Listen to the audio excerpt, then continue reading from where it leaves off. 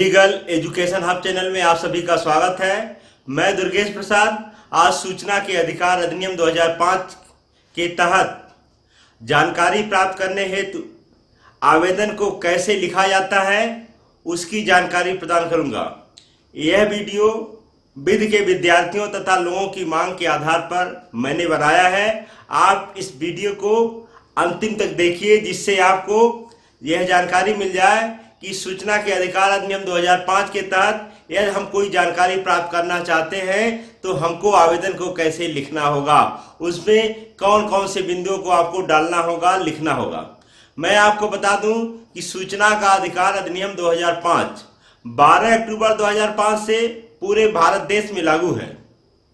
सबसे महत्वपूर्ण चीज है कि सूचना के अधिकार अधिनियम 2005 का मुख्य उद्देश्य है कि पारदर्शिता और जवाबदेही, सभी डिपार्टमेंटों की पारदर्शिता और जवाबदेही और भ्रष्टाचार को रोकने के लिए सूचना के अधिकार अधिनियम 2005 को बनाया गया है।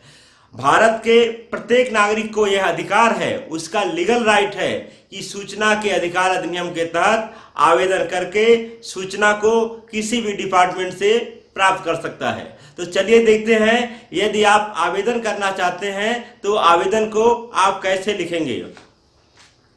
सबसे पहले आप देखिए कि आपको प्रति लिखना होगा। आप A4 साइज का पेपर लीजिए, A4 साइज का पेपर लीजिए, उस पे जो है आप लिखिए। जो है कैसे लिखना है आप देखिए। सबसे पहले आप लिखिए प्रति सेवा में या टू जन सूचना अधिकारी या पब्लिक इंफॉर्मेशन ऑफिसर, फिर नेम ऑफ द डिपार्टमेंट, विभाग का नाम, फिर उसका एड्रेस और जिस राज्य में वह डिपार्टमेंट स्थित है उस राज्य का नाम लिखिए। उसके बाद वहां का पिन कोड आप लिखिए। उसके बाद आप सब्जेक्ट पे आ जाइए, लिखिए आरटीआई 2005 के तहत सूचना प्राप्त करने हेतु आवेदन पत्र। यानी कि आपको सबसे पहले एड्रेस में, जिसको एड्रेस करना है, जहां आपको जिस डिपार्टमेंट में आपको आवेदन करना है उस डिपार्टमेंट के संबंध में आप उसको एड्रेस करिए। जन सूचना अधिकारी यानी कि public information officer, public information officer को आप लिखिए। एक चीज आपको बता दूं कि जिस डिपार्टमेंट से आप सूचना प्राप्त करना चाहते हैं वो डिपार्टमेंट में आप आवेदन लगाइए। एक जानकारी और प्रदान कर दूं कि यदि आप जिस डिपार्टमेंट में आपने आवेदन लगा दिया उस डिपार्टमेंट के पास जानकारी संधारित नहीं है तो आपको परेशान होने की आवश्यकता नहीं है। उस डिपार्टमेंट का कर्तव्य है कि जिस डिपार्टमेंट के पास वह जानकारी उपलब्ध होगी उसको वह आवेदन को ट्रांसफर कर देंगे। तो सबसे महत्वपूर्ण चीज है कि आप सबसे पहले आप जो है प्रति लिखिए और public information officer, name of the department और पता और स्टेट का नाम लिखिए। विषय आरटीआई 2005 के तहत सूचना प्राप्त करने हेतु आवेदन पत्र।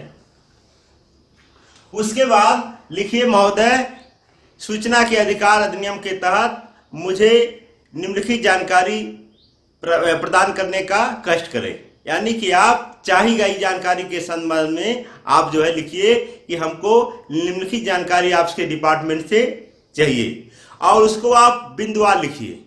और कोशिश करिए कि एक आवेदन पत्र में एक ही विषय वस्तु से संबंधित आप जो है आवेदन करिए। विषय वस्तु भले ही एक हो लेकिन उसमें बहुत सारे जो है बिंदु हो सकते हैं।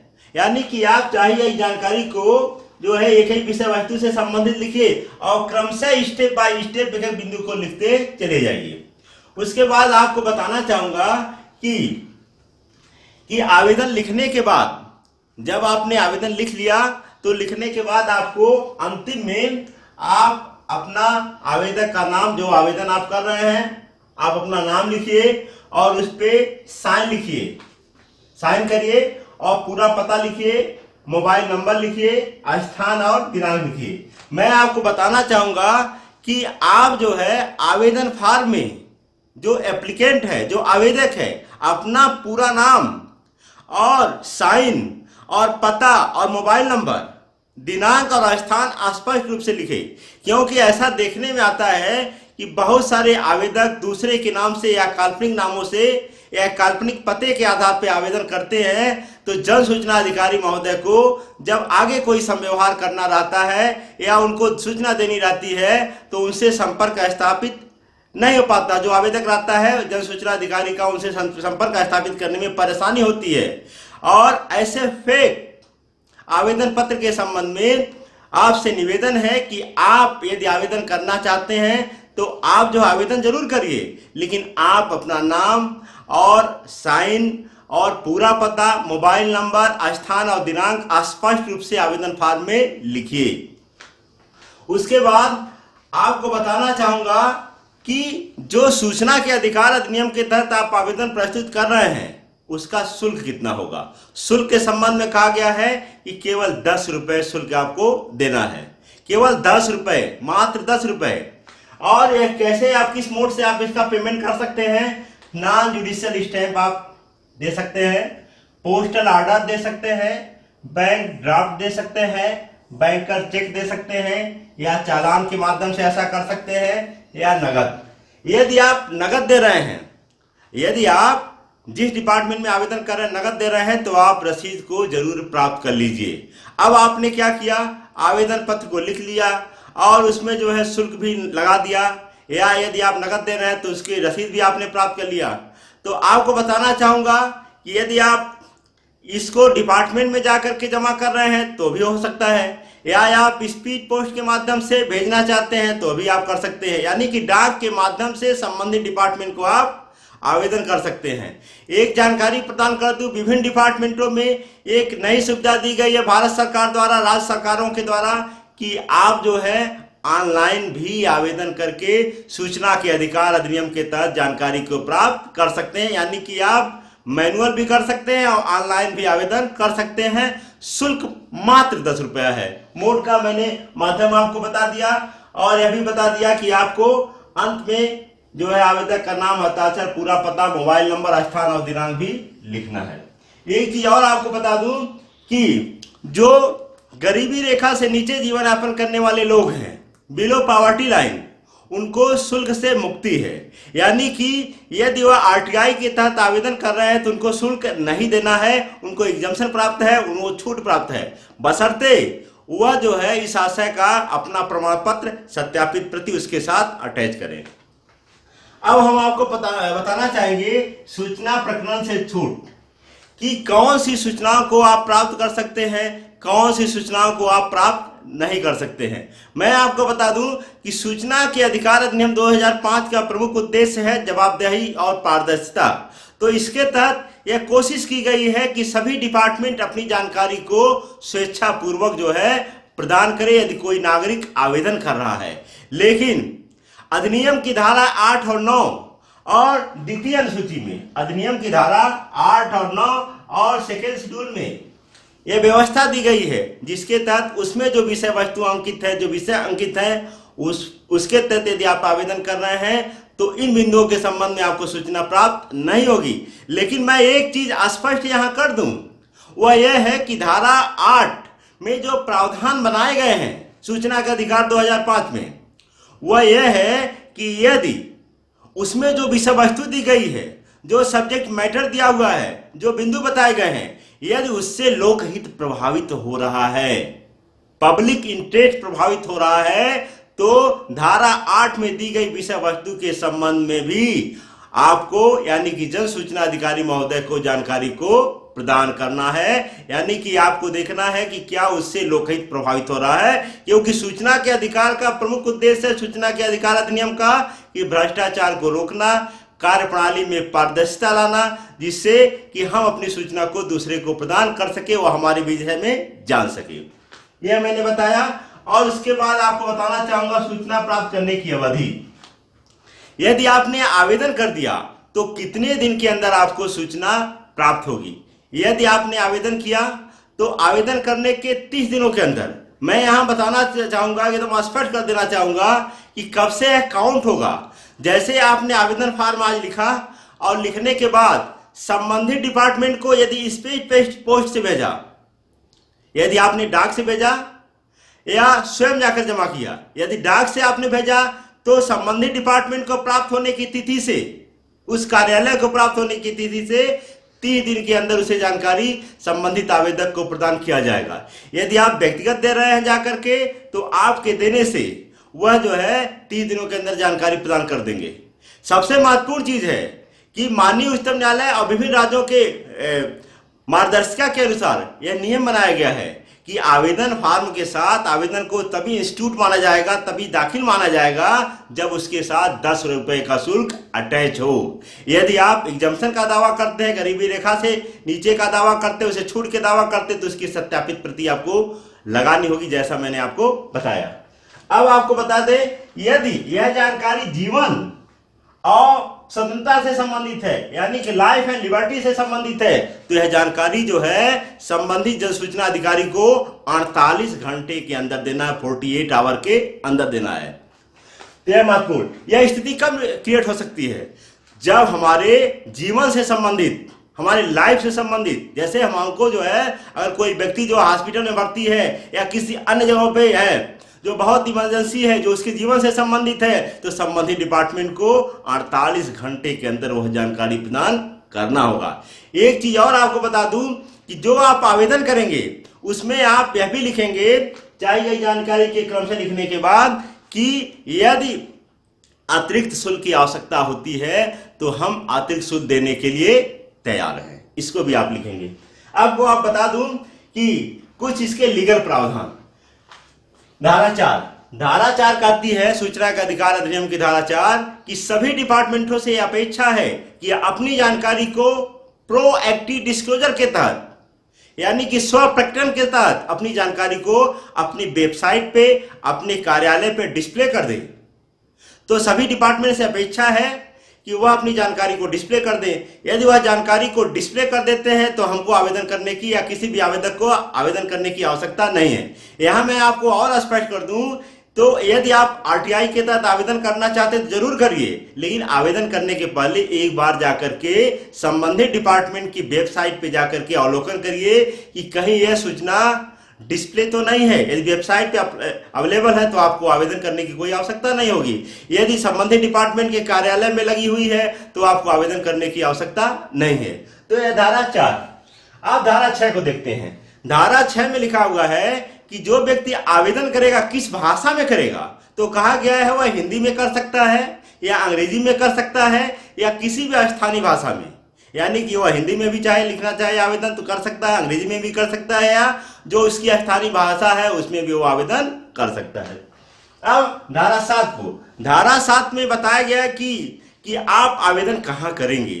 तो मैंने बताया कि संबंधित डिपार्टमेंट, यदि वह डिपार्टमेंट राज्य सरकार का है तो राज्य सरकार के संबंधित डिपार्टमेंट में आप करिए, जैसे संबंधित विभाग में करिए, पंचायत में करना चाहते हैं पंचायत में करिए, निगम में करना चाहते हैं तो निगम में करिए, यानी कि जो भी डिपार्टमेंट, यदि स्टेट का है तो स्टेट डिपार्टमेंट में आपको आवेदन करना होगा, यदि जो है सेंट्रल का डिपार्टमेंट है तो सेंट्रल में आप आवेदन करिए।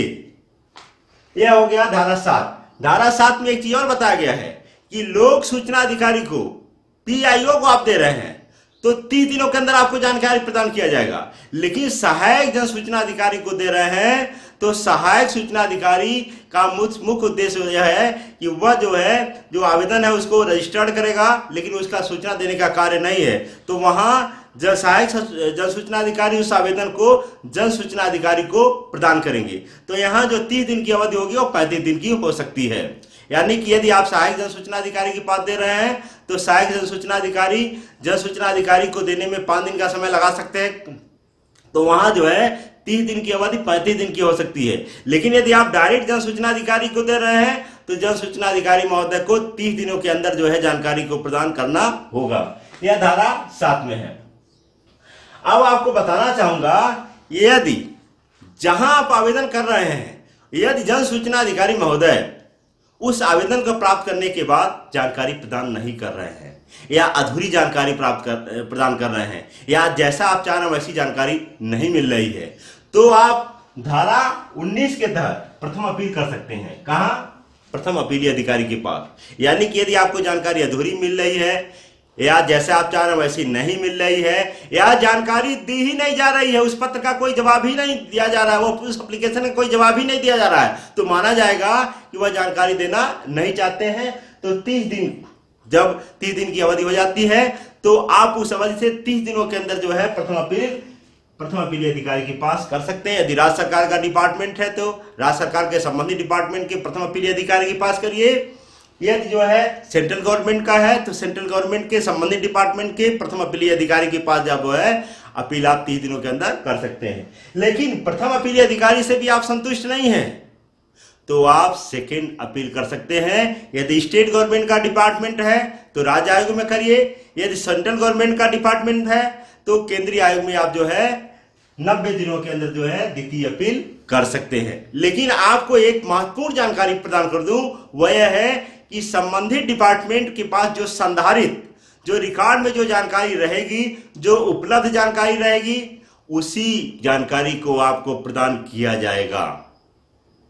क्योंकि माननीय उच्चतम न्यायालय ने, केस को नोट कर लीजिए, माननीय उच्चतम न्यायालय ने केंद्रीय माध्यमिक शिक्षा बोर्ड, केंद्रीय माध्यमिक शिक्षा बोर्ड एवं अन्य बनाम आदित्य बंदोपाध्याय एवं अन्य 2009 सुप्रीम कोर्ट, इसमें माननीय उच्चतम न्यायालय ने कह दिया, उनके द्वारा कहा गया कि जो जानकारी संधारित होगी, जो उपलब्ध होगी, उसी जानकारी को आपको प्रदान करना है। आवेदक के काल्पनिक प्रश्नों का उत्तर नहीं देना है जन सूचना अधिकारी महोदय को। और एक जानकारी और प्रदान कर दूं आपको कि यदि जो है कोई आवेदन लगाया गया है तो जो आपको जानकारी है वही जानकारी दीजिए। आवेदन के आधार पे किसी सूचना को आप क्रिएट मत करिए, बनाइए मत।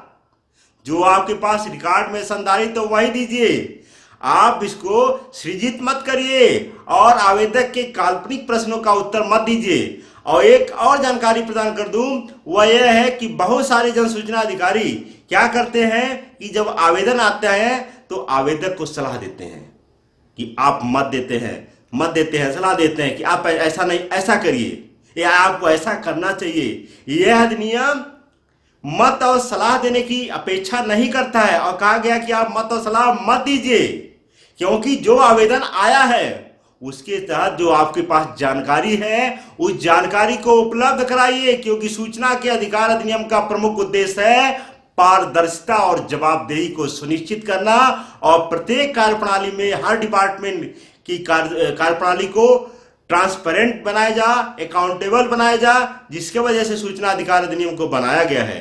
तो आप आवेदन करिए जिससे कि आपको जानकारी मिल जाए। लेकिन बहुत सारा ऐसे लोगों से देखा गया है कि कुछ लोग किसी को परेशान करने के लिए या हमेशा किसी के विद्वेष में आवेदन लगाते हैं, तो ऐसे आवेदनों से बचना चाहिए।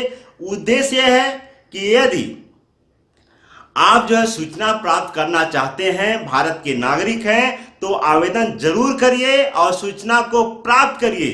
क्योंकि इस अधिनियम का उद्देश्य है जवाबदेही, अकाउंटेबिलिटी और ट्रांसपेरेंसी। तो इसके लिए आप जो है आवेदन जरूर करिए, सूचना को जरूर प्राप्त करिए। लेकिन संबंधित जन सूचना अधिकारी काल्पनिक प्रश्नों का उत्तर देने के लिए या प्रश्नोत्तर के रूप में कोई चीज मांगी गई है उसका जवाब देने के लिए बाध्य नहीं है। वही जानकारी प्रदान करेंगे जो उनके पास उपलब्ध होगी। लेकिन मैं बता दूं, सूचना के अधिकार अधिनियम में यह भी अपेक्षा है कि संबंधित डिपार्टमेंट यह नहीं कह सकता कि हमारे पास जो है सूचना उपलब्ध नहीं है, क्योंकि उनकी इस अधिनियम को इस नाते ही बनाया गया है कि ताकि संबंधित डिपार्टमेंट रिकॉर्ड कीपिंग करें और वह रिकॉर्ड को संधारित करें। ये व्यवस्था डेवलप हो कि सब लोग अपने डिपार्टमेंट में जो रिकॉर्ड कीपिंग है उसको बनाए रखें। क्योंकि रिकॉर्ड कीपिंग न करना इस अधिनियम का अगर आप नहीं करेंगे तो सबसे कमजोर माना जाएगा। इस नाते समस्त डिपार्टमेंटों से अपेक्षा कि वह रिकॉर्ड कीपिंग करें और यदि आवेदन आता है तो जानकारी प्रदान करें। यदि जानकारी प्रदान नहीं करते हैं तो आपके पास अपील का प्रावधान है।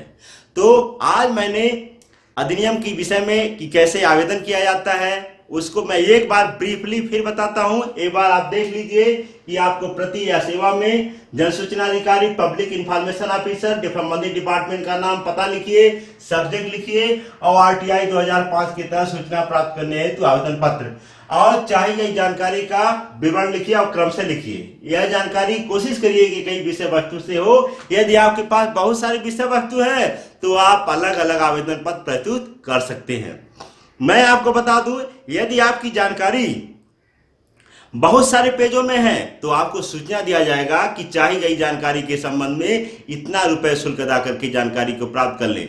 और इसके तहत आप क्या क्या कर सकते हैं, आप सूचना को प्राप्त कर सकते हैं, अभिलेखों का निरीक्षण कर सकते हैं, किसी चीज का यदि आप चाहते हैं डिस्केट फ्लॉपी में प्राप्त करना तो उसको भी आप प्राप्त कर सकते हैं, क्योंकि सूचना के अधिकार अधिनियम का उद्देश्य है।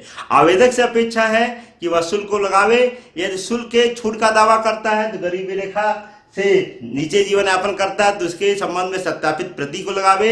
अंत में जो है आवेदक अपने नाम, पता, मोबाइल नंबर, स्थान और दिनांक को स्पष्ट लिखे, यानी कि नाम, पता और दिनांक को, हस्ताक्षर को स्पष्ट लिखे, और जिससे कि आपसे जानकारी के संबंध में आपसे संपर्क किया जा सके और आपको सूचना दिया जा सके कि आपकी चाही गई जानकारी तैयार है, आप आकर के जानकारी को ले जाइए। तो यह मैंने जो है सूचना के अधिकार अधिनियम के संबंध में आपको जानकारी प्रदान किया। इस जानकारी को ज़्यादा से ज़्यादा लोगों में शेयर करिए, चैनल को सब्सक्राइब करिए, क्योंकि आगे भी मैं जानकारी प्रदान करूंगा। क्योंकि अपील का बिंदु अभी बाकी है कि अपील आपको कैसे करेंगे, कैसे आवेदन फॉर्म को लिखेंगे, इस पे मैं अलग से वीडियो बनाऊंगा। तो आपसे मैं अपेक्षा करता हूं, यदि आपको लगता है कुछ और जानना चाहते हैं आरटीआई के संबंध में, जरूर कमेंट करिए और वीडियो के विषय में आप अपने विचार को दीजिए। धन्यवाद।